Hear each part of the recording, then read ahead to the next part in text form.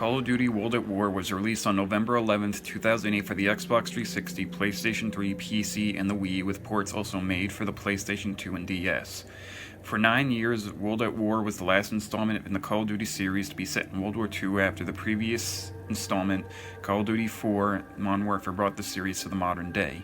What Treyarch wanted to do was one last World War II game that showed the full harsh brutality of war, something the first 3 entries shied away from, but now could be shown in full detail with the games now being rated mature as opposed to teen. So how did they do? Let's find out.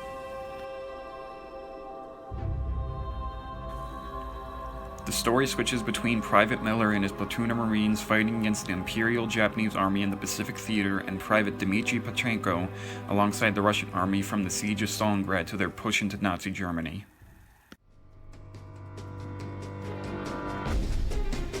If there was one word to sum up the graphics, it would be bulky. The models for the soldiers are so blocky, especially when compared to the smoothness of the previous game, which I think isn't necessarily a bad thing. I think that the roughness of the graphics help portrays the brutal nature of World War II.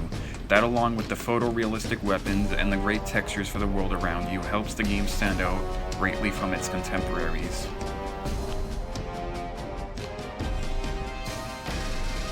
Like all the Call of Duty titles, this is your classic modern first-person shooter. This means that you will be able to carry only 2 weapons, be able to sprint for a short time, there's a checkpoint system, and you have the ability to regenerate health.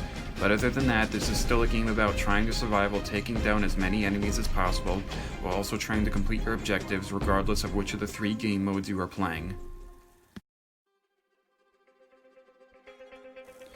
You use the left stick to move, and you can run by clicking it in as well. The right stick is how you look around or do a melee attack by clicking it in as well. The A button jumps, the B button allows you to crouch or go prone, X lets you reload as well as interact with objects, and Y is how you switch weapons.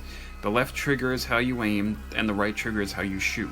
The left bumper throws your secondary grenade, while the right bumper throws your primary grenade, and finally the D-pad is used to select items in your inventory.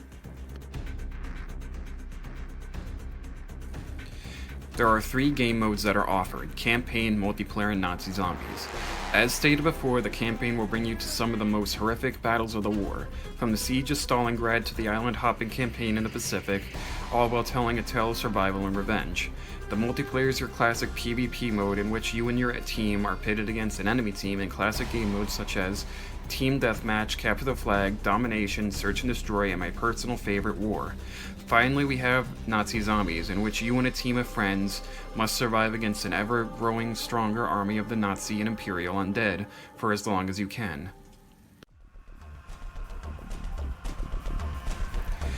In the campaign, there are 4 difficulty options: Recruit, Regular, Hardened, and Veteran. Recruit and Regular are the easier choices meant for casual playthroughs, with the enemies being less aggressive and deadly, while Hardened and especially Veteran are meant for only the most dedicated of players, where the enemies will have pinpoint accuracy and an infinite amount of grenades to throw at you. Multiplayer's difficulty is never stable and always is changing because of the many things such as which weapons and perks you choose, what map you play on, your skill, your teammate's skill, the enemy team's skill, and whichever team has the modder on it.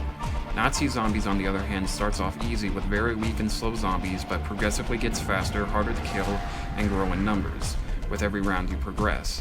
Meaning that since the challenge is based around repetition, the first few times you play it, it will be very difficult, but eventually with enough practice, you will be able to master the game mode. The music is very intense and fits right along with the gameplay, while also utilizing the appropriate instruments for each army, creating 2 distinct types of music for each side. The American tracks are high-paced, epic action themes with heavy drum beats and trumpets, while the Russian tracks are more dramatic with an operatic chorus and violins. My favorite tracks include Forest Fight, Dogfire, Hell's Gate, Ambushed Again, the American theme, and the Russian theme.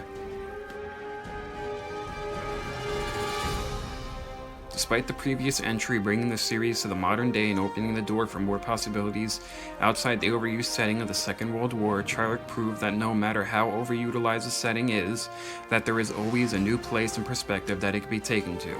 With a campaign that not only shines a light on the lesser-seen Pacific War, but shows the true horrors of war, a refined version of the series' classic multiplayer in the World War II setting, and the introduction of one of the most popular co-op survival modes in gaming history with Nazi zombies, I'd easily recommend this title even if you're not a fan of first-person shooters or even the Call of Duty series.